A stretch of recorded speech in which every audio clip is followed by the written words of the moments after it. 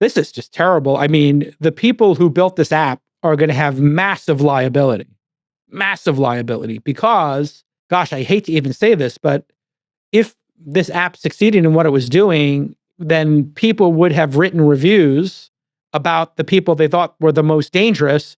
And now those most dangerous people, if there in fact are dangerous people in the world, know who wrote the review of them and had previously dated them or gone on a date with them. Holy cow. That seems to me to be a recipe for real pain and suffering in the future. Such a colossal catastrophe. Now, the venture capital side of this is, as far as I can tell, T has not raised any external funding. So I don't think there's anyone we can hang this on inside the industry, Jason, but there's 4.6 million people who are using this application before. And here's the crazy thing.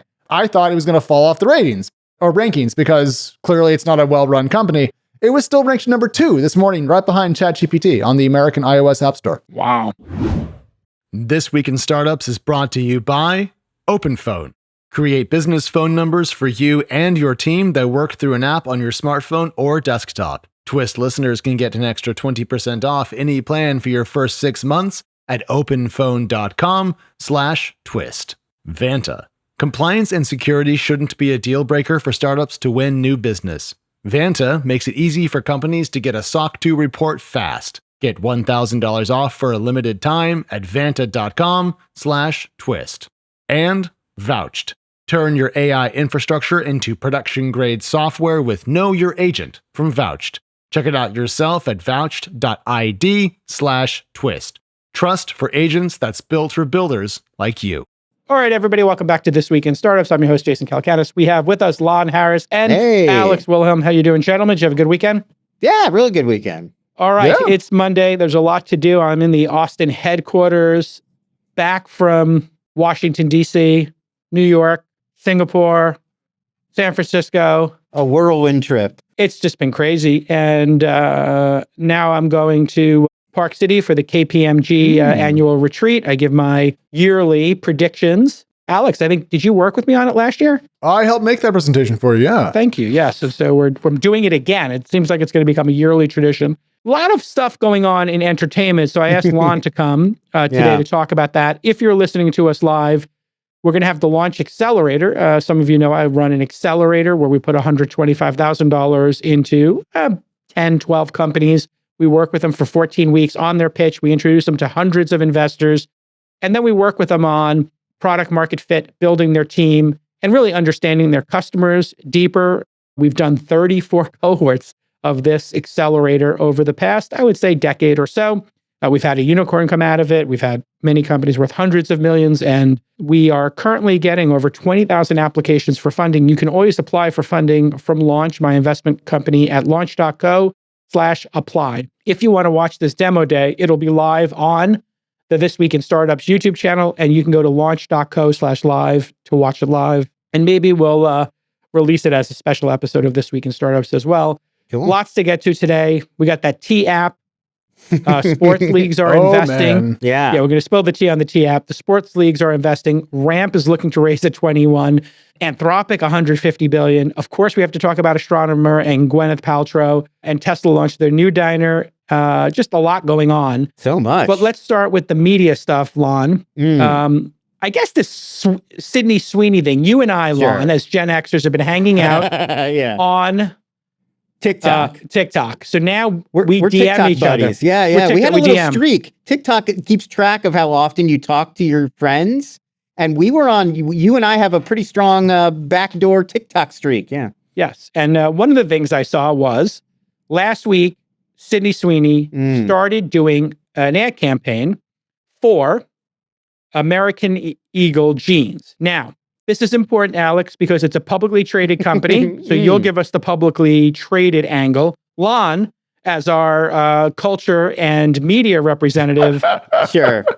Nothing happens in this world without it being, this is my core theory, nothing happens in the world without it going back to the horseshoe theory of either MAGA lunatics loving it, hating it, or the libs going crazy. The blue sky is falling contingent. Yeah. Yes. So we have that as a backdrop here, but I think it's important to talk about this because this one feels like a borderline situation where you and I both both flipped our opinions on this. Yeah. Let's tee it up for the audience. And we have to show some graphics here because this is dependent on a script and graphics. Right. So Sydney Sweeney is doing a big new campaign for American Eagle jeans. And the tagline is, Sydney Sweeney has great jeans. Obviously a play on, we're talking about denim, but yes, jeans also as in her genetics are great because she's such a beautiful lady. And I think on that level, it's just a dad joke. It's just a pun, having good jeans. I think everybody appreciates that. But if you take a look at this one ad in particular, which was one of the first ads under the campaign to come out, it sort of struck people in the wrong way. Let's take a look and then we'll talk about the context. Okay. Genes are passed down from parents to offspring, often determining traits like hair color, personality, and even eye color. And IQ. My genes are blue. Sydney Sweeney has great genes. Okay. So here's the thing. I think Sydney Sweeney has great genes, not a controversial statement. I think most people would agree. A beautiful lady. But it's the tying it to the hair color and the eye color specifically, having my genes are blue, and she's this sort of, the kind of what we would think of as the Aryan ideal, a blonde-haired, blue-eyed young woman, white woman. And so I think that's the part that has sort of rubbed some people the wrong way. It's very overt in its praising of not just that she has good genetics, but Sydney Sweeney's specific genetics. And I think that you do have to consider it in terms of the larger cultural moment that we're in.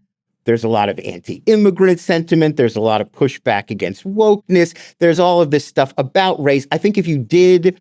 Keke Palmer has great genes. I don't think anybody would have found that offensive. I think it's the blonde-haired, blue-eyed specific thing. So it has set off a lot of reactions on social media, many of them very vitriolic and negative. Yeah, I mean, I think that this is a great place for us to show the reaction. Yeah. And then I'll give my commentary, and Alex will come in with what's happened to the stock. So here's a woman named Ashley. Her account is called Ashley, Luna, and Novi. Those are her pets, Luna and Novi. She has 115,000 followers right now. So this lady's killing it at TikTok. Okay, here we go. This is literal eugenics slapping everyone in the face. And the reason why I say this so bluntly is because the only people that I've seen actually call this eugenics and say what needs to be said about this advertisement are disabled people and women of color, the two demographics of people who are literally the most impacted by eugenics. So she's saying this is outright, we're saying white is right, we should only be breeding Sydney Sweeney's, and if your genetics aren't like hers, you're wrong. We got one more example. Here's Dewdrops. She's got 54.8 thousand followers. Again, much better at TikTok than me. Just to put that out there. She's killing it. These were the ones that were trending. Yeah, so she's killing it. Here's her thoughts on the Sydney Sweeney ad. You guys are complaining about that Sydney Sweeney jeans ad, so I went and saw it. That's Nazi propaganda. Wow. I thought it was going to be like... Kind of. That's going to be in history book. Oh, wow. All right. So much to process here. I mean, number one, pretty classic, depending on the Overton window, to use very attractive individuals in advertising. Sure. We went through Mark Wahlberg in his underwear. And in fact, the guy from The Bear, Jeremy Allen White, he's doing an ad campaign in his underwear. I know this as well because I'm on the TikTok with you. Sure. Observing culture. And an interesting tie-in recently, Carl's Jr., if you remember in the aughts, they were very famous for, it was always a really sexy lady eating a burger, like Paris Hilton did one, where she was like washing a car in like her underwear, eating a burger. Yeah, right. It's pretty risque. Yeah. And then in the sort of woke era, they stopped doing those and they changed the entire Carl's Jr. ad campaign to something more conservative. But then just recently, they've gone back and reintroduced the sexy car wash girl Carl's Jr. campaign. So it is like the pendulum has swung in the other way again. So there is a long history of this. The Overton window opens and closes for sexy ads, and how risque. I don't think it's the sexiness, though. Okay. It's the idea that good genes are tied to blonde hair, blue eyes, looking specifically like Sydney Sweeney. I think that's the uncomfortable connection. Got it. To be honest, like, do I think that this is a little bit of an overreaction? Of course. But I do think there's the nugget of something there. I do think it's a little weird, and I feel like there probably weren't a lot of people of color in the room when they were devising this campaign, and it may be inadvertent, but I do think that's where I was going to go. I do think there is something there. Whether it's inadvertent or not, I do think there's something there. Incoming phone calls are the lifeblood of your business. Every call is a new opportunity, even if they come after business hours. Maybe you're out, you're watching the new Superman flick, or I'm going to go see the new Fantastic Four with my daughters. Some phone calls are going to come in. It's going to be a founder. It's going to be a sponsor of This Week in Startups, and I'm not going to miss that call because I use OpenPhone, the best system on the market for teams. With OpenPhone, you can totally streamline your customer communications. All those calls, all those texts, they're going to be in one place, and your entire team is going to share that one phone number, creating a truly collaborative system that works on your desktop, works on your phone, doesn't matter what platform, they support them all. And that means faster response times. Faster response times means you get back to your customers before they try another product or service or leave yours. And now OpenPhone is going AI first with their new agent, Sona. Imagine having a 24/7 customer service specialist so your business is always available. And for your staff and for your team, Sona keeps accurate call summaries and details. If there's any follow-ups needed, a human team member can pick up right where Sona left off. So if you or your team can't keep up with all the phone calls and texts, you need to have a better tool. And that better tool is being used by 60,000 plus businesses, including 3 of mine. OpenPhone loves startups, so they're giving Twist listeners 20% off their first 6 months at openphone.com/twist. And if you have an existing phone number with another service, you just port it over at no extra charge. OpenPhone, no missed calls, no missed customers, new features, the same price. I love you, OpenPhone. I'm going to provide full context, and I'm going to draw this out before I give my verdict as chairman of the Interwebs. Fair. Alex. Yes. There is a meme stonk connection here. What is it? So American Eagle stock rose about 10% in the wake of this news, bringing the value of American Eagle up to about $2 billion, Jason. Wow. I'm not going to bore you with a price sales ratio here, but it turns out clothing, not a great business. So the company's worth $2 billion.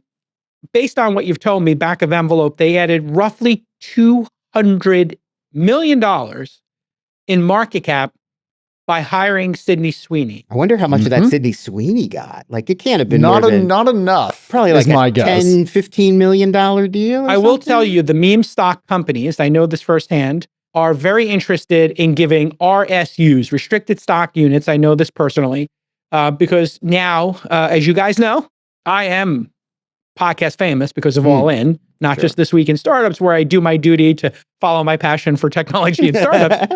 I have now become memeable and on the margins,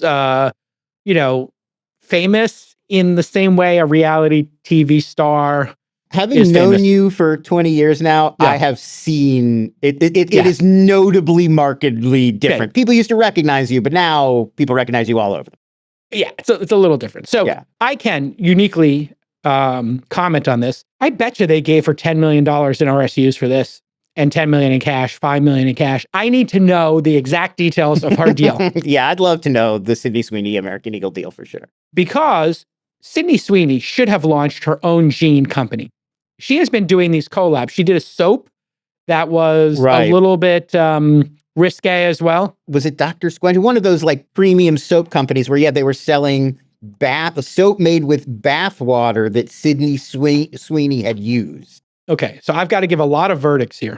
A lot of verdicts. Yeah. I just want to point out, Sydney Sweeney has taken a different route than my friend Gwyneth Paltrow. Great tie-in, yeah. Yeah, who started a company, Goop, and then Jessica Alba started The Honest Company. So there's 2 ways to monetize your fame. One is to be a spokesperson. 2 is to create your own brand, a la Skims by Kim Kardashian. And so what happens is celebrities can sometimes make more money from these pursuits than they do from their main career. Rihanna's a billionaire now. Yeah, and Kim Kardashian, Honest Company, and Goop. Yeah. I would venture to say each of those enterprises, and Bella Thorne with her, I think she has a jewelry line. I met her through my friend Nick Jarecki, the film director we've had on the program here. It's just called Thorne, jewelry and smoking accessories. So she also makes like vape accessories stuff. She also is in the cannabis game. Yeah. There's 5 incredible, they happen to be women. It's interesting, just off the top of my head, the 5 that came to mind were all women. I suppose some men have gotten in on this as well. The Deadpool actor. Yeah, Ryan Reynolds, right? Ryan Reynolds. He's got Aviation Gin, and he's got his own marketing company. And George Clooney had his tequila. Right, and so does The Rock has Teorema. Yeah, The Rock has his own tequila. And All In has his own tequila. Okay, so there's something here to be said about Sydney Sweeney needs to start her own company. It's great that she did these 2 pilots, but she needs to go all in on something that's unique to her. And if she's going for the classic American girl, rock and roll, jeans, throwback to the 70s or 80s, that has unlimited upside.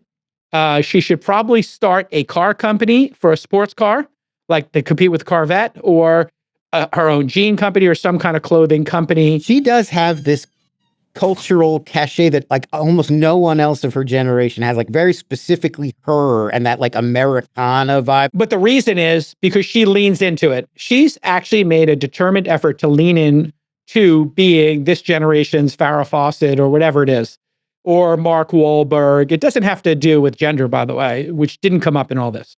Okay, so there's your backdrop. She's an incredible force. I'm wondering if there's a SaaS software company or an app we can pair her with in our portfolio. That's what I'm thinking is. I mean, call your buddies at the Calm app. Who's promoting? Well, I mean, I think Athena, like I was able to double their MRR, their number of people using. And if you go to athenawow.com, you can get like a free month, free couple of weeks. They were out of assistance for a long time, but they told me I doubled their yearly ARR when I came on as their first investor and a spokesperson. There is definitely something here with her. Yeah. Okay. I just want to point out one thing. We're going to be able to see the impact of all of this. I think we talk a lot about this in the abstract of what were they trying to do? What's the impact on Sydney Sweeney? So for next quarter, if you take a look at, this is from the American Eagle earnings from the first quarter, came out in May 29th.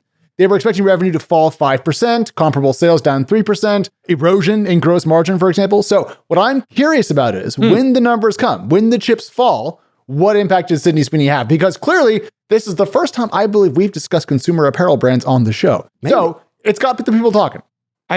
We maybe for you and I and Lon, but we have talked about Allbirds in the past. So once in a while, there'll be a startup that comes in. It's very rare. You're correct. It's like once every Cut Clothing as well. Cut Clothing came on. Yeah. Actually, that was a good one because that came on because of the tariff stuff. Yeah. So now we are left with blue-eyed, blonde hair commentary, which I am uniquely qualified to give. That's true. I have blue eyes.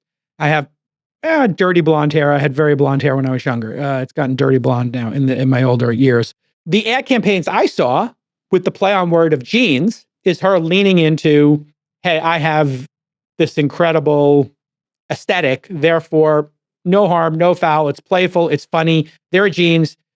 Now, what happened is in a brainstorming room, there were a group of people who were young and who have not read the bell curve because they didn't add to this that IQ is inherited as well. Very controversial subject. It's true, folks. I hate to break it to you, but IQ is also included in this. Body types included in this. Sure.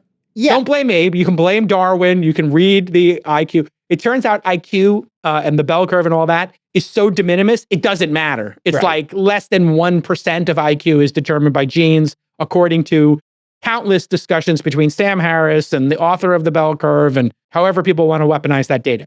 So what happened here is one of two things. Charles Murray. There's a secret, Charles Murray, thank you. One of two things. There is a secret Aryan Brotherhood or Aryan eugenics gene with a J, cabal, that we are unaware of, that is using Sydney Sweeney to perpetuate and to, in fact, reverse the trend in the world, which is multiculturalism and bring back whites. That's the possibility. There could be the CEO of American, what's it called? American Eagle? American Eagle, yeah. Is a Nazi. That is what people are claiming online. That he could be, in fact, a Nazi sympathizer who wants to spread this. Or, to your point, Lon, some dopey people were playing with metaphors and got too close to the fire. Yes. And didn't realize it. I think bucket 2 is way more like. And it's definitely bucket 2. There's no instance in which this is part of a giant. I would just say the one counter I would say would be like Steak and Shake. Like Steak and Shake, the fast food brand has clearly made a very specific effort. We want to be in with the Trump administration. We want MAGA to like us. So they've made a lot of overtures to RFK. They're doing the beef tallow thing. They did that ad where RFK was in the Steak and Shake. They want to be that. Right. But they're making to be clear, they're not eugenics. No.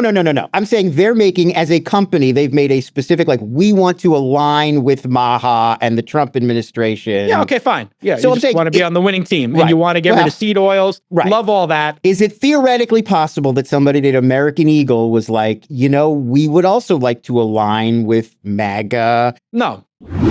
All right, founders, I know you're building something amazing and you're going to change the world. And now, hey, the big logos, they're taking your calls, right? But here's the catch. If you're not SOC 2 or ISO 27001 compliant, these deals won't close. Now, some of you are saying, I've never heard of those terms. Some of you are saying, I've heard of them, but I don't know what they are. And that's where Vanta comes in. They're going to be your partner, and they are the all-in-one compliance solution that helps startups get audit ready. And that's going to build a strong security foundation for your company, which you want, but they're going to do it quickly and painlessly. Vanta automates the manual security tasks that slow you down, and that streamlines your audit. So here's your call to action. Whether you're closing your first deal or you're gearing up for growth, Vanta is going to make compliance easy for you. Join over 8,000 companies. Simplify your compliance and get $1,000 off at vanta.com/twist. That's VANTA.com/TWIST. I mean, they're already going for Americana. They're already going for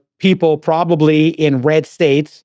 I think she's kind of a red state icon. Very much. I think she's an icon everywhere. She's an icon across lines because Euphoria is as left as you get. She is an icon for everybody, but the right has tried to claim her. There's a lot of online. I've seen that. There's a lot of online discourse that it's like this versus, and then they'll pick a woman of color actress or whatever. Large and in charge. Right. Yeah, that kind of. She's what we should be returning beautiful. to. Exactly. Yeah, okay.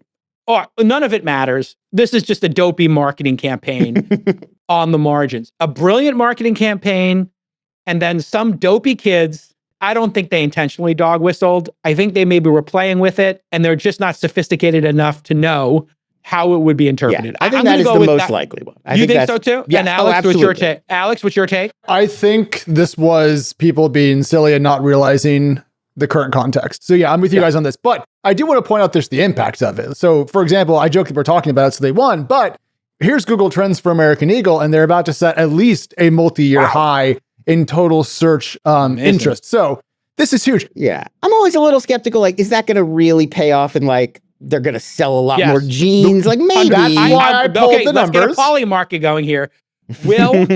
How much will revenue go up? I want this poly market. Sydney Sweeney impact on Q3 revenue. That's what I'd like to know. And Q4 revenue. I'm going to say she increases the revenue by 20% or more. Wow. Top line goes up 20%. That's big. You take the over, the under, gentlemen. I think it's the under, because I think you're going to have a lot of people that are going to be, I'm not going to buy American Eagle jeans because I'm offended. You're going to get some of that too. The offended is like 3%. They probably weren't going to buy these anyway. I'll take the over on that. You're taking the over. Under, I'm the over. Great, I set the line. We need Polymarket to create an American Eagle index, so I'll have Lon, you can email them after. We'll talk to Mike. How much will I think the way to do it is 5 choices is how they typically do these, like they do for how much will the Fed cut rates? Right. You pull up how the Fed cuts rates for September, please. Yeah, you would do 5%, 10%, 20%, over 20% or something like that. Like 5 buckets is probably the way to do it. And let's reach out to Shane. It's going to be legal to place these bets. So going forward, gentlemen, I know how much you both make. 5% of your income, because I pay it, or pay some of it. You guys have some other things you're working on. I'm going to say you each have to put 5% into your gambling pool. Talk to your spouses, but it's going to be on, folks. When we're legal, poker budget. Your poker budget is going right in here because I'm going to have skin in the game. I'm going to make you guys put in $500 on these bets going forward, and I'm going to put in 5,000. Here we go. So here you go. Chances of a Fed decision in September, as you can see, 58% think 25 or 50 plus rate cut, and then 42% believe no change. Okay, so there you have it. So I'll be the final word on this as the token blonde-haired, blue-eyed person. Go have fun with your marketing. But have somebody review it at the end. And like, I would say, if you're on the woke side, find some like Tucker Carlson fans to review your shit. And then if you're on the other side, go ask Rachel Maddow fans or cat ladies, TikTokers on the left to review your stuff. And look for the lesson is, and this is how I mentor founders. So I can bring this back to startups. The way to do this is say, what's the worst possible interpretation of what we just did? What would be the way people would spin it who are absolutely of bad faith? So when you ask yourself those two questions, what would a bad faith actor do to weaponize this against me? So let's say I bought a bunch of Tucker Carlson's Alps and I expensed them against my venture fund. And I said, no, I did that because it was only $25 and it was a stunt as part of our investment day. And we're considering investing in the category. And it was just a prop. It was a prop for the show. Now, another person would say, oh no, Jason's addicted to nicotine and he's trying to funnel money to subvert whatever. So always think about that. What is the worst possible interpretation by a reasonable person? And then you can go even further. How would an enemy of mine weaponize this against me? And I see founders do this. They will put their rent for their apartment on their expenses and say, well, I work from home. And it's like, yeah, but here's all the reasons why that doesn't jive. That's the way to do marketing campaigns, any of your behavior. What's the worst possible interpretation? And then go from there. It's a classic creatives or writer's room. Like they always say, when you're putting a writer's room together, you don't want like all white guys in the writer's room. And that's not just because, it's wrong to only hire one kind of person, but it's because you don't get that person speaking up to be like, if you only have one perspective in the room. So I think that's probably what happened here. I think the other thing that's interesting to talk about, since we're in the celebrity area and you're here, Lon, is the sort of meme processing window not only has closed, but it's been slammed shut and it has been locked by Gwyneth Paltrow. We talked last week about Astronomer. They are, of course, the cloud security startup that became overnight very famous when their CEO and their head of HR were caught, let's say, canoodling at the Coldplay concert by Coldplay frontman Chris Martin. Footage went super viral. They obviously got caught with each other and were embarrassed and it became a whole thing. There's a new CEO. They're relaunching Astronomer. They're trying to sort of move past this moment. And they had this viral ad with temporary spokeswoman Gwyneth Paltrow, who, of course, Chris Martin's ex, very famously, they were married and then the lead singer of Coldplay. Right. So this in some way is adjacent. She is. They hired his ex-wife, Gwyneth Paltrow, as their temporary spokesman to do this like ad where it's like, we're trying to change the conversation back. Here's a little taste of the ad. Thank you for your interest in Astronomer. Hi, I'm Gwyneth Paltrow. I've been hired on a very temporary basis to speak on behalf of the 300 plus employees at Astronomer. Astronomer has gotten a lot of questions over the last few days, and they wanted me to answer the most common ones. Yes, Astronomer is the best place to run Apache Airflow, unifying the experience of running data, ML, and AI pipelines at scale. We've been thrilled so many people have a newfound interest in data workflow automation. As for the other questions we've received, yes, there is still room available at our Beyond Analytics event in September. We will now be returning to what we do best, delivering game-changing results for our customers. All right. Thank you for your interest in Astronomer. All right. Shout out to my pal Jipo on just an absolute brilliant ad. I mean, she is a tremendous actress because she delivered that perfectly. What you're missing here is they said like, OMG, what the F? And she just answers a different question. Yeah. Which is, whoever wrote this, I also want to give a shout out to the agency or the writers, whoever did this, because they understood the moment perfectly. And the comedic timing here, Gwyneth Paltrow is a very, serious actress, but also can do action and she can do comedy. And this just shows how great she is at it. If they paid her $1 million for this, it was worth it because the lifetime value of a customer of Astronomer's product got to be, like a major customer is $100,000 a year, I'm going to guess, $250,000 a year. So you get one incremental customer out of this. It pays for Gwyneth Paltrow doing this. And this took her, based on her professionalism, showing up at a studio and doing no more than a half day's work. An hour in makeup, an hour of rehearsal and talking about it, and then an hour. She can bang this out in half an hour. She knocked this out quick, yeah. This is a half day's work. And if she got less than $1 million, I need to talk to her agent. Has to be a minimum of $1 million. I would have gone for $1 million in cash, $1 million RSUs. Genius. Everybody wins here. We move on. All right, everybody, it is the summer of 2025 and AI is everywhere. And I promise you, AI agents are already crawling around your websites and your products. And I am using, Perplexity's Comet browser all the time with Claude. Love it. And I can't be the only one. These tools are going to change online transactions on every single level. There's a problem. How do you tell if this is a real, authentic, helpful agent that represents a real person coming to your website, or is this a spam bot? Is this fraud? Is this a bad actor using AI agents? You're going to book a trip with a sketchy travel agent? You're not. You're going to trust some new employee without a social security number? Oh, no, you're not. Trust me. Compliance will not let you. So why would you trust an AI agent that you just met with your personal info and your credit cards? You're not. That's why our friends at Vouched created Know Your Agent, KYA. With KYA from Vouched, you're going to have identity servers that verify humans behind each and every agent, and permissions and delegation enforcement, all of that, giving you control over your platform, legal grade compliance, which is what you're going to need. And KnowThat.ai is a living directory of pre-verified agents. Turn your AI infrastructure into production grade software with Know Your Agent from Vouched. Check it out for yourself. Skate to where the puck is going. Vouched.id/twist. That's Vouched.id/twist. It's trust for agents that's built for builders and founders like me and you. And this came out, what day did this come out? Because that's the other thing. I think this may have come out Friday. It was July 25th, which was Friday. And I think it was a week earlier, Thursday is when this broke, because we talked about it on Friday. Oh, no, we did talk about it on All In, so I think it happened Wednesday, the night before. So we're talking, all this occurred in 10 days. Yes. This goes back to my meme processing concept.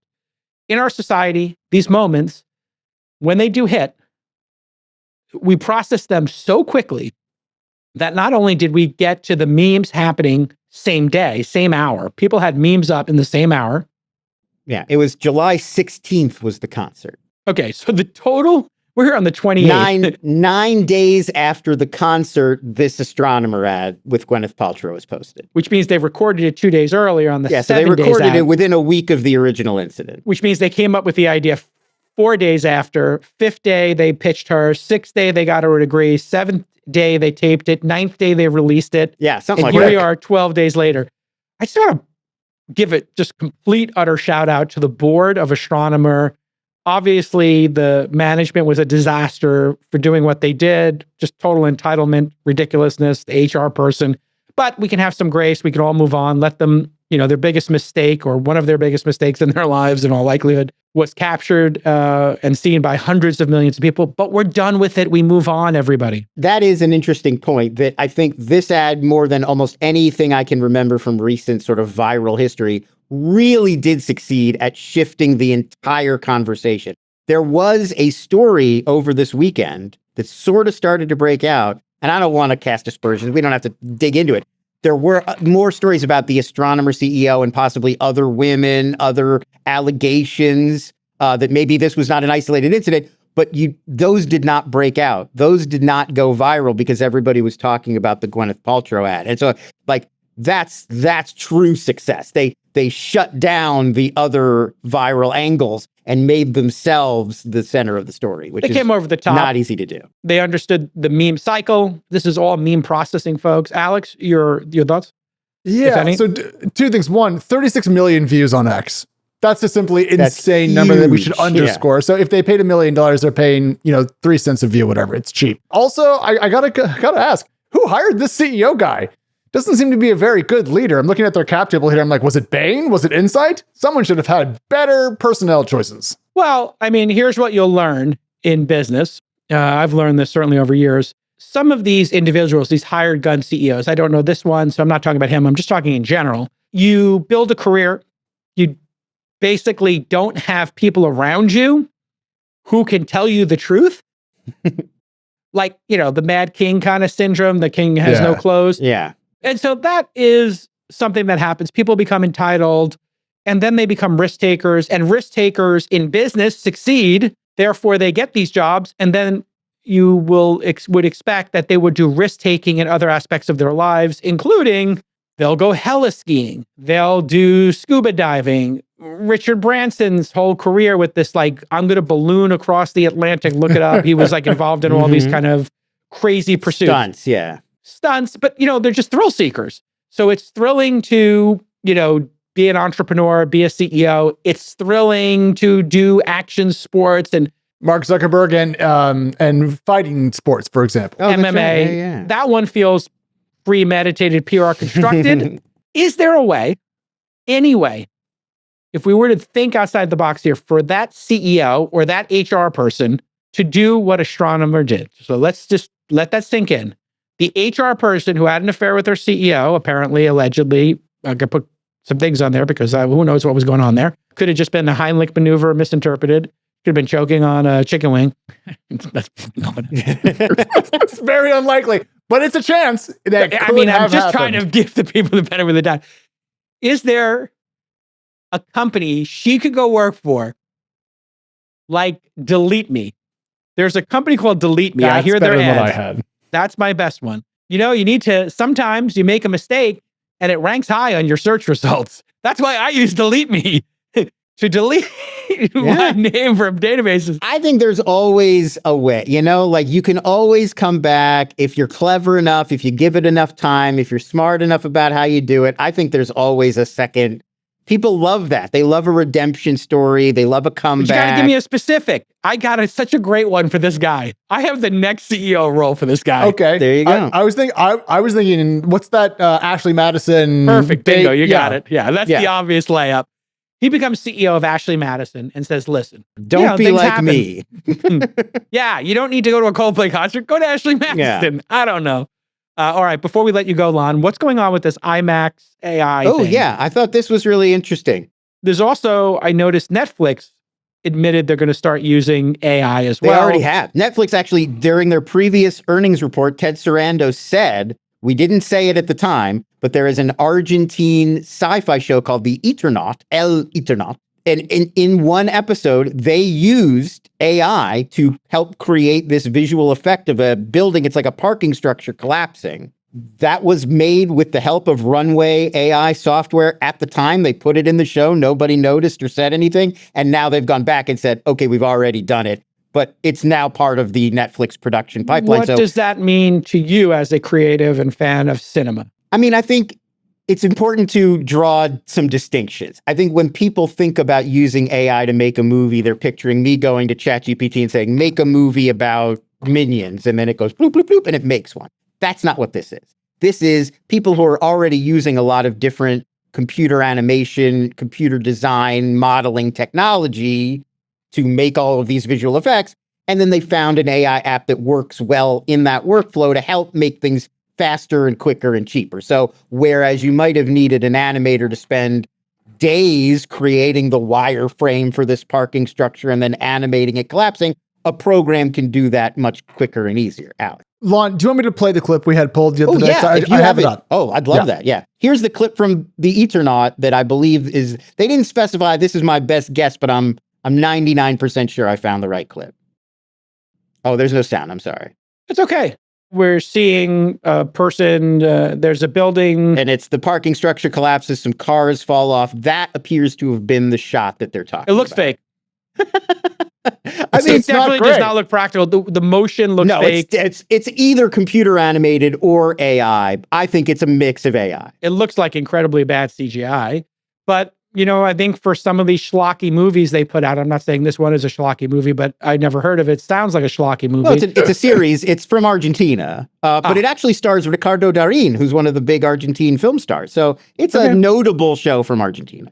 Anyway, it looks schlocky. Here's the good news. It does look a little schlocky, folks. So did The Irishman and the de-aging in The Irishman. That looked schlocky and they cost him $30 million. Yeah. So did Luke Skywalker in The Mandalorian. All that looked schlocky too. And that was done with CGI, not AI. Yeah, that was human artists, yeah. So, but using CGI, I think practical effects are so good in some movies that when you see a series like Andor doing a lot of practical effects and sets, I think, for now, people who are fans of cinema can tell the difference. Yeah. Majority of people can't, and this is going to get better. Ted Sarandos said recently the amount of money they spent on that de-aging was like $30 million in The Irishman. Yeah. And they weren't sure if like the technology would be ready in time, yada, yada. And they should just go back and redo it with AI and it would be better now, which somebody did. Somebody did that to Luke Skywalker. There was a kid who redid the de-aging, and I believe Lucasfilm hired this person to go work for them. Yeah, that's true. There is. I do think there's another issue with the motion cap, the de-aging specifically. This has been brought up a few times.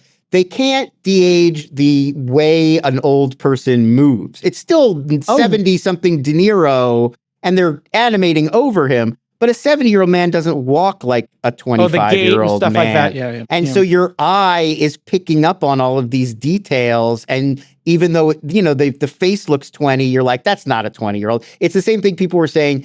This also happened in Captain Marvel, where they de-aged Samuel L. Jackson's face to make him look like a younger man. And it looks okay, but he still runs down a hallway like 70-year-old Samuel L. Jackson. So it doesn't look right. So I think they keep running into that problem. Like there's a scene in The Irishman where he's like stomping a guy on the ground. He's like kicking his ass. And a 75-year-old man can't believably do that physically. You need a young actor to stand in for him. So it looks silly, but just going back to the person who got hired by Lucasfilms, it was the YouTuber Shamook. Yeah, who stopped posting on YouTube and was asked why, and he was like, "Well, I got to get doing this now for money." Got hired to do it for real. Yeah. Well, this shows you spec work can equal opportunity. Now, if you're in year 30 or 40 of your career, you might find spec work, doing work for free, as like beneath you. But if you're up and coming, doing a little spec work, I can tell you will get people's attention and might get your foot in the door. So, it's not equally created. In the 90s, they used to tell people not to do that. But in the 2020s, if you put your stuff out there online for people to see, that is the best resume you could possibly have. The woman from Insecure, wasn't she? She did a YouTube channel. It's Ray. Yeah, she was just a YouTube. She used to do.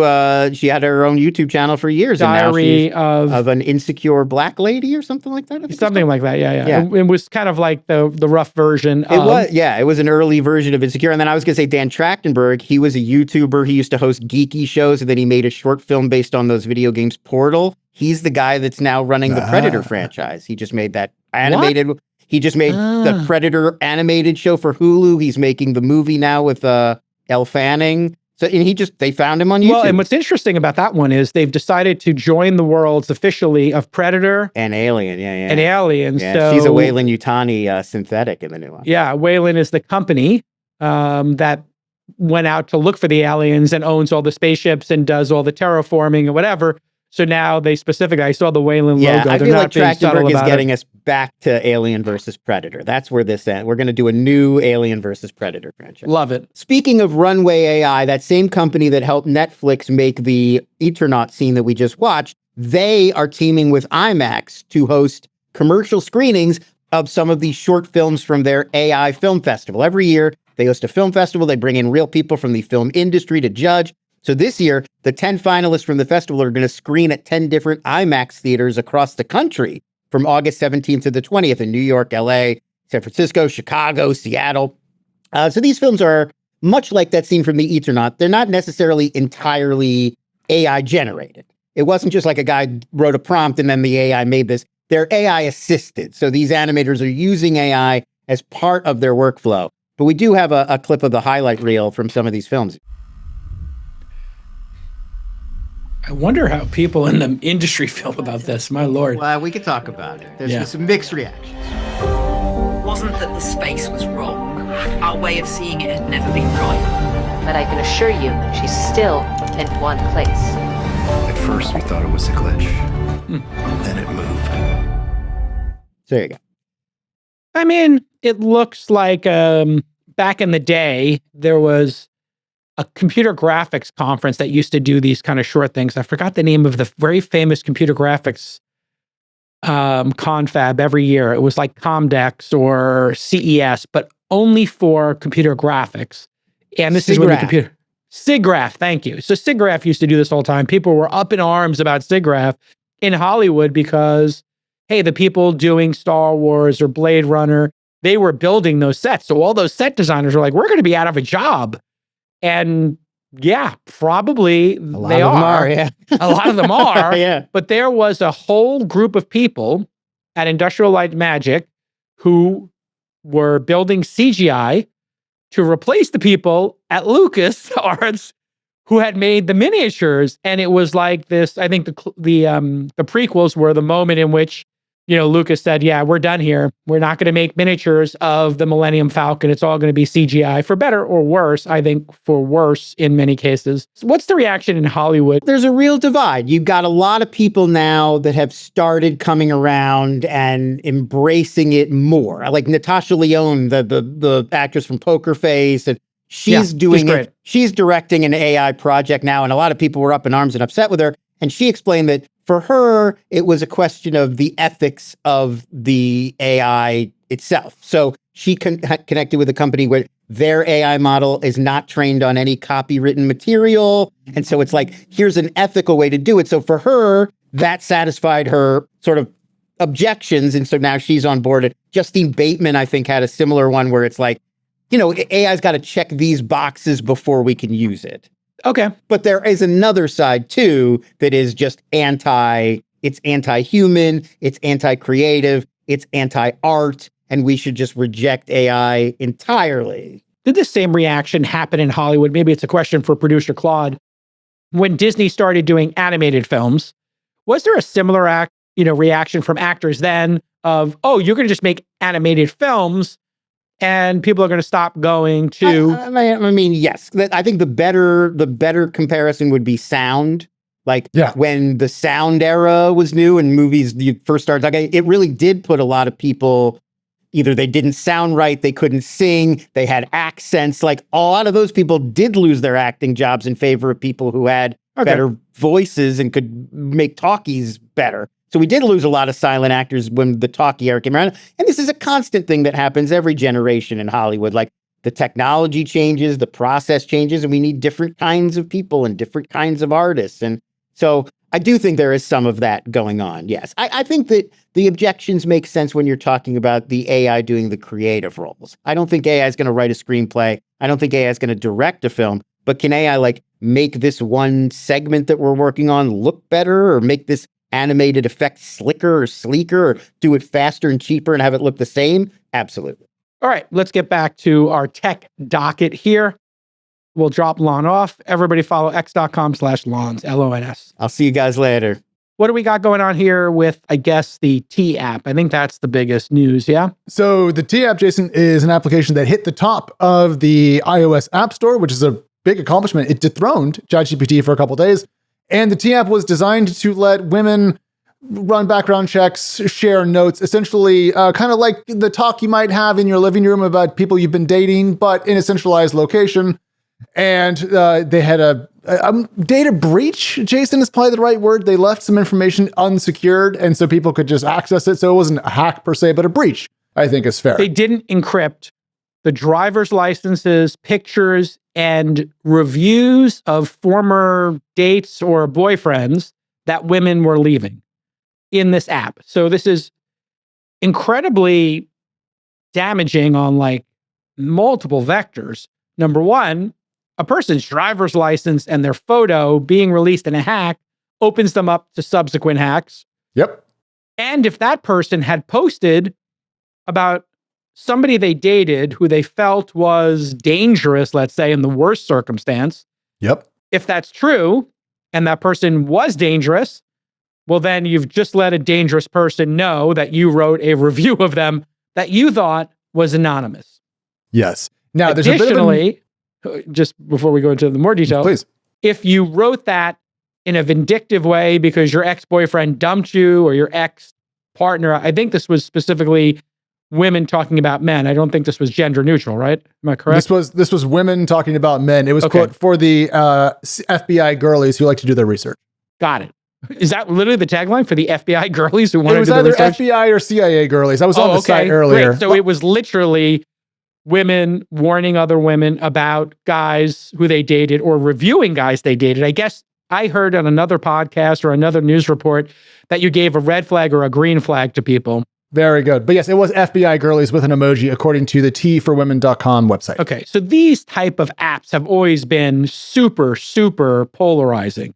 We had one called Secret in Silicon Valley, if you remember that one back in the day. Vividly. There was one that was doing this, was it Formspring for high school kids, where they would anonymously post about each other, but you knew that they were within a certain geography. So all of these basically take the responsibility away from the person writing the review. They give them anonymity. That is the promise. So this company promised these individuals they could write about other men, these women, that they could write about men. So this has got like a major gender angle on it. And those men would not know they were written about. There would be seemingly no repercussion to writing a false review about somebody inherent in the way this app was designed. So there is first principle, should these apps even exist? And in the industry, most people think these apps should not exist because the abuse level is too high. And in fact, Formspring had kids. There was a long, if I'm correct, you can ask producer Claude for the details on Formspring, because I know people who invested in it. I'm just making sure I got the name correct. There were a number of teen suicides because people were trashing other people. Oh, this person's promiscuous. Oh, this person is ugly. This person is fat. And then the pile-on would occur, and then people would, you know how terrible kids can be, especially in that high school era where people can get bullied. The bullying went crazy. There were many suicides, and it should never have existed. Secret, same thing. People were getting trashed.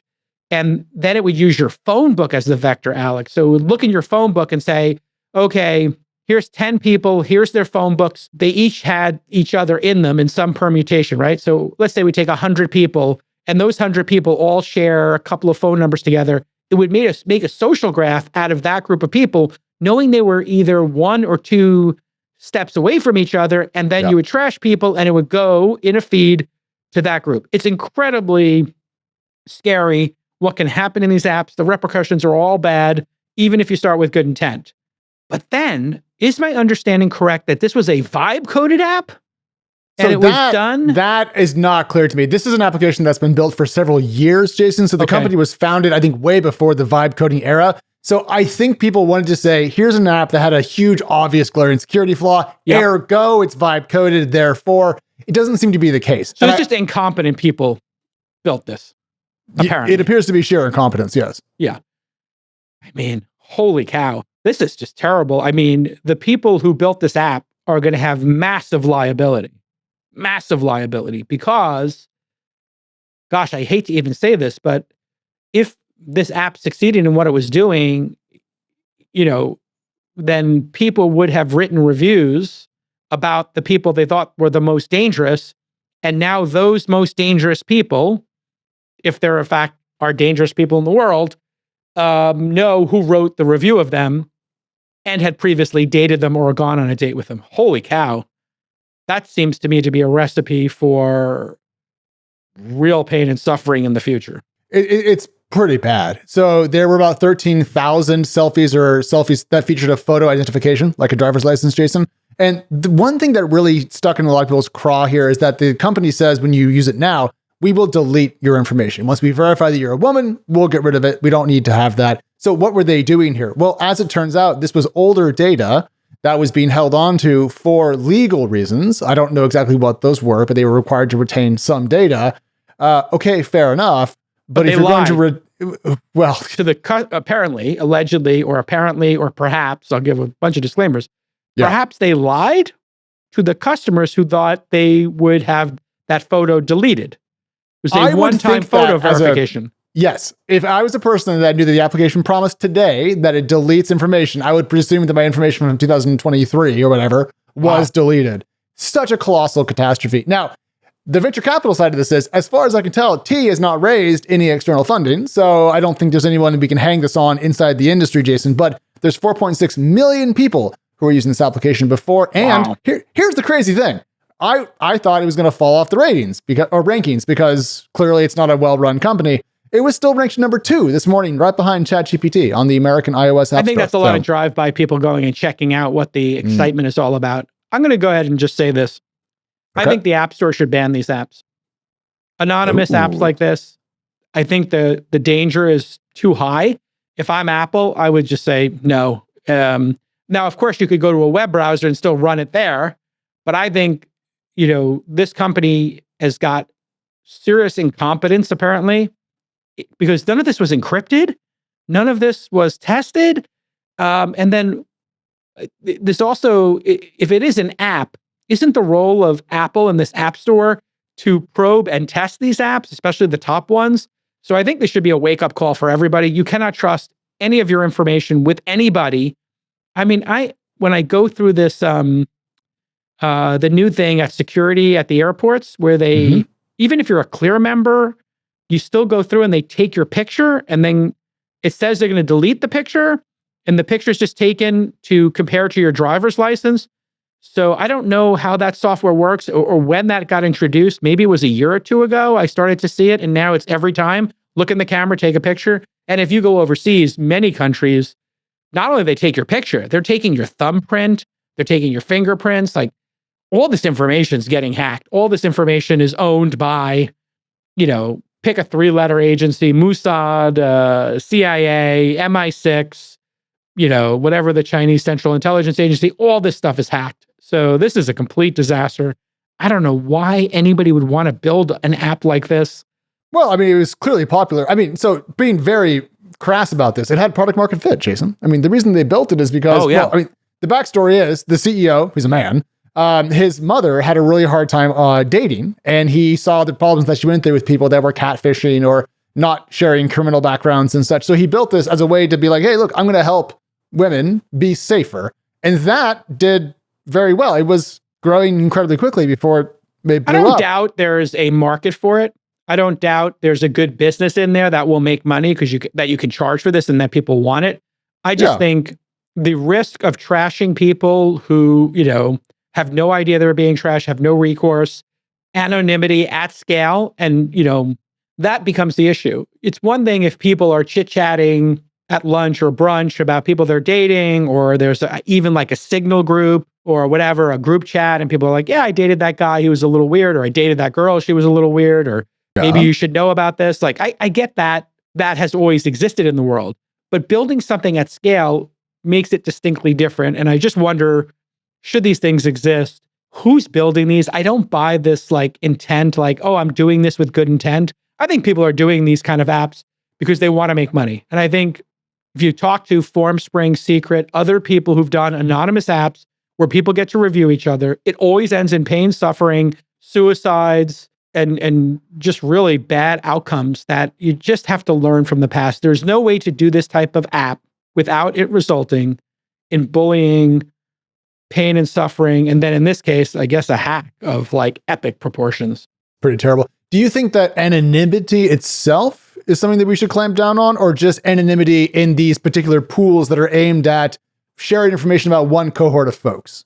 I believe you can have anonymity in social networks. Reddit is a perfect example of large-scale quasi-anonymity. They have pseudonyms, so you have to own your entire behavior. And by the way, they probably have your IP address, or they definitely have your IP address. So unless you're very sophisticated, if you did something really bad on those services, they could probably find you out if, let's say, a subpoena came in. So just as a warning to people who want to do bad things with this anonymous account, you probably don't have anonymity, even though you think you do.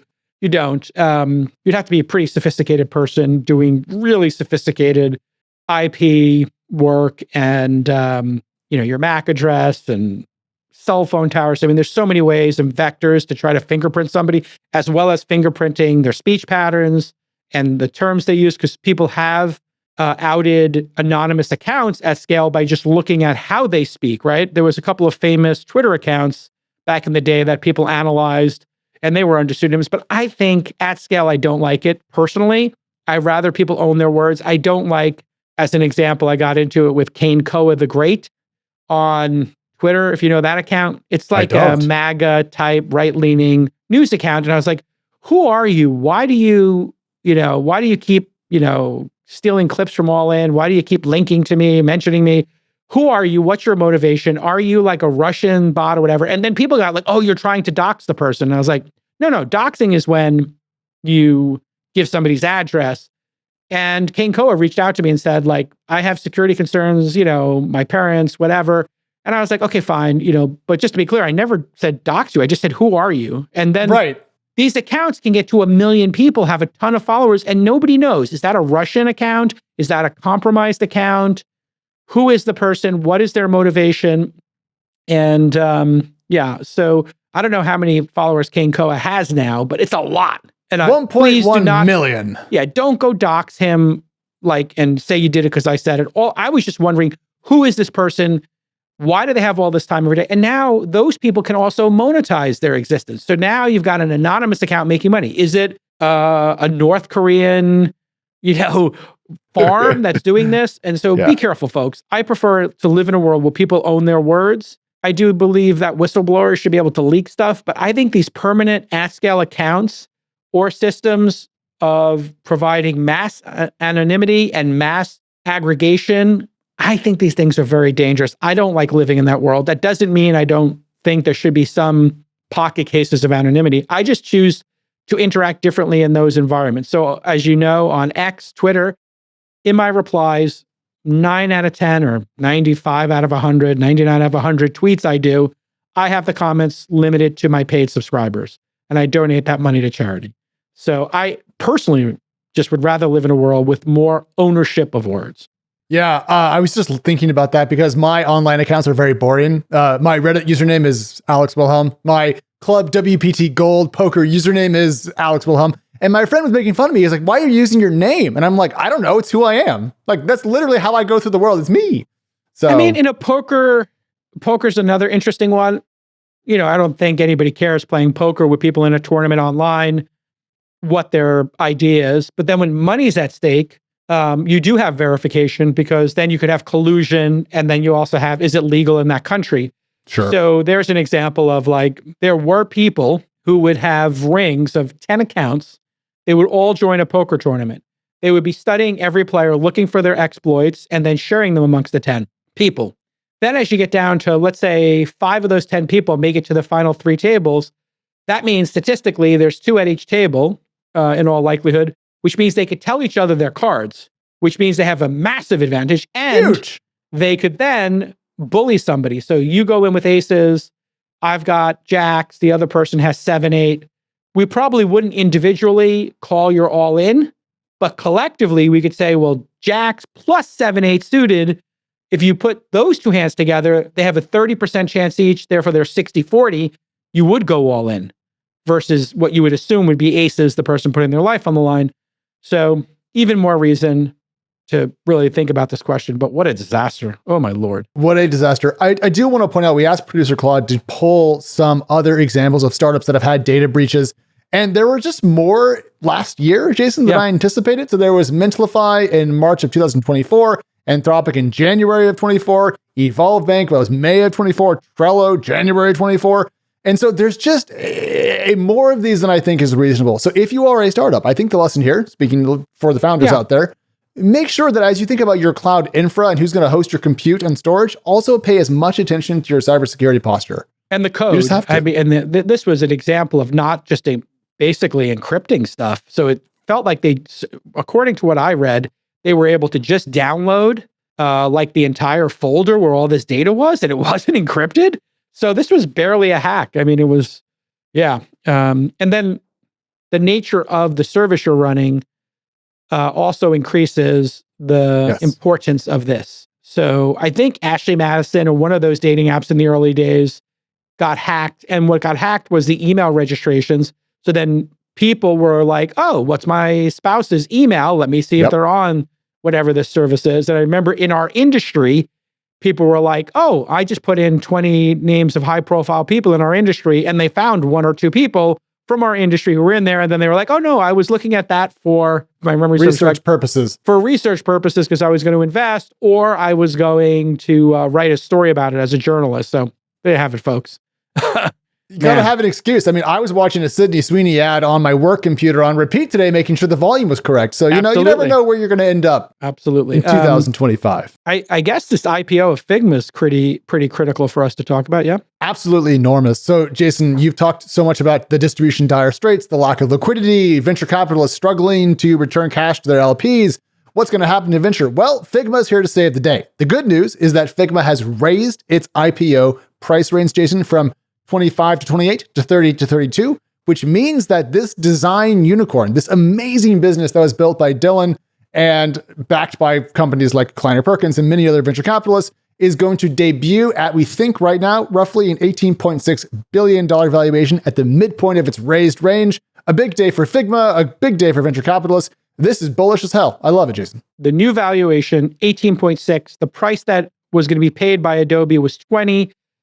And that was 2 years ago, I believe, 2.5 years ago. So they've grown a lot in 2 years, and they're going to get the same price.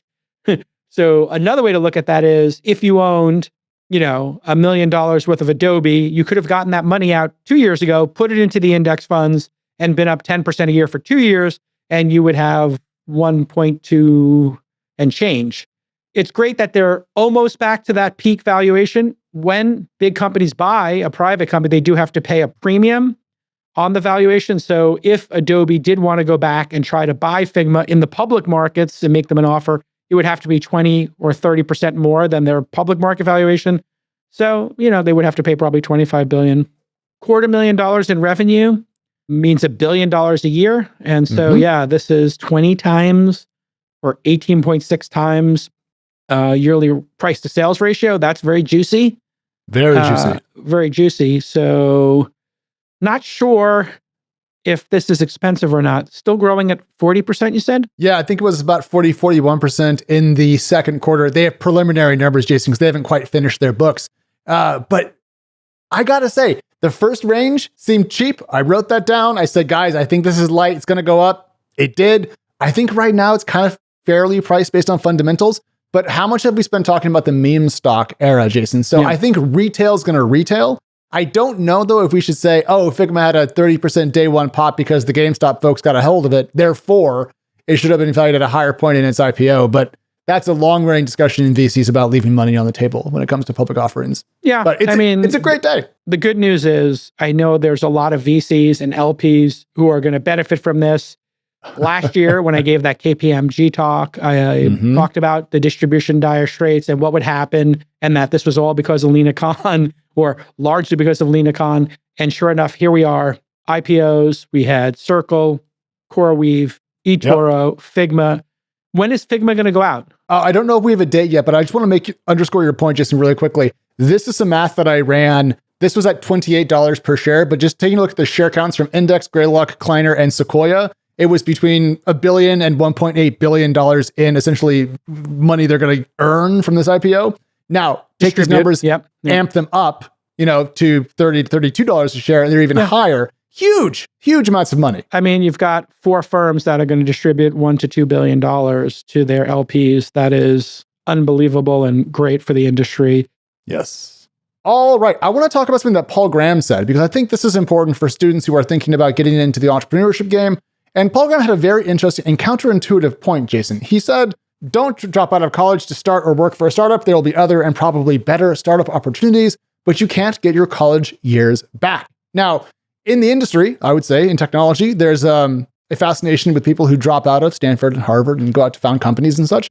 But this struck me as almost counter-narrative. So I just was kind of curious, for you, talking to the youngest founders who might be thinking about Founder University or the Launch Accelerator, what would you say to them about college, dropping out, or just finishing up your years?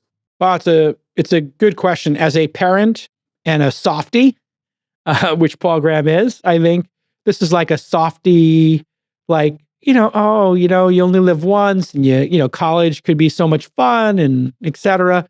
So I get it. He's not wrong about that. You can't get your college years back. But then there's also people who college is like kind of a waste of time for. They are serious, driven individuals, and those are 4 of your prime, let's call it 30 years of being able to have unlimited energy to pursue something. I'd say from 18 to 50 are your, like, I have unlimited energy. Now, when you're 50, maybe you get tired, your health could go, you just might not be as sharp. You could be in cognitive decline. You could be in physical decline. You could be in emotional decline. You just may not have, and I'm speaking very broadly here, but it does match my experience that, you gain a bunch of wisdom, and one of the pieces of wisdom you might gain when you get older is, it's not that important. What matters is your family and your experiences. So you lose that maniacal energy of youth where you see your startup, your project, your movie, your book, your art, whatever it is, your restaurant, as the most important thing, and you get obsessed about it. So those are your obsessive years, your 20s into 30s and 40s.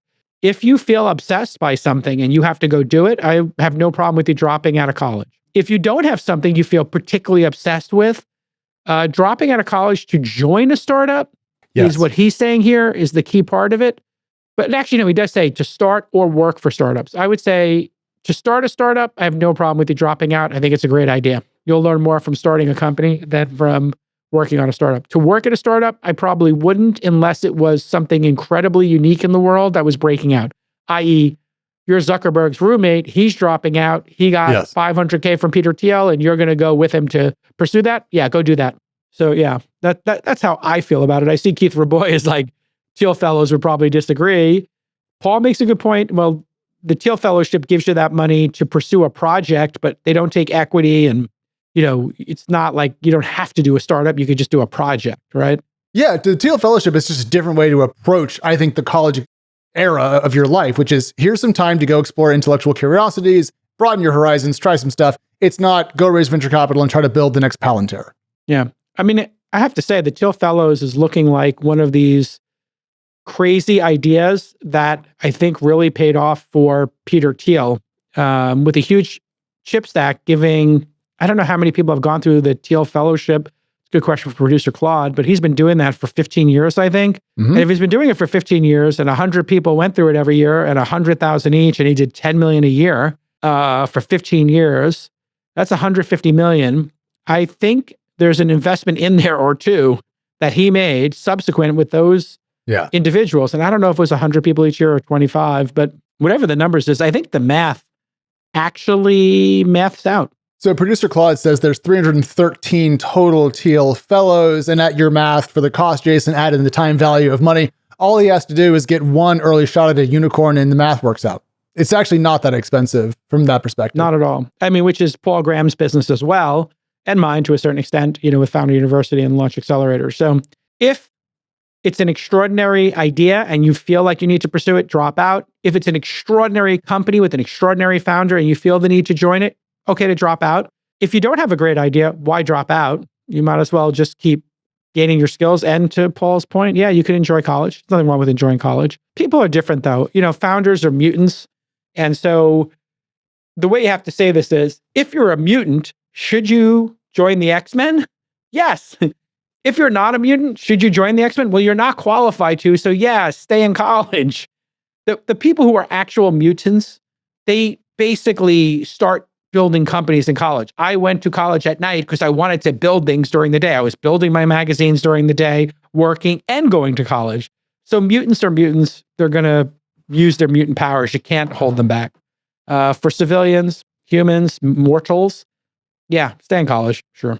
I think that makes a lot of good sense. I think don't drop out to go work for your friend's company. That's going to fail. But as you said, if Mark Zuckerberg wants you to join his brand new social network, say yes to that. I just appreciated that it was slightly outside of the norm of Twitter commentary.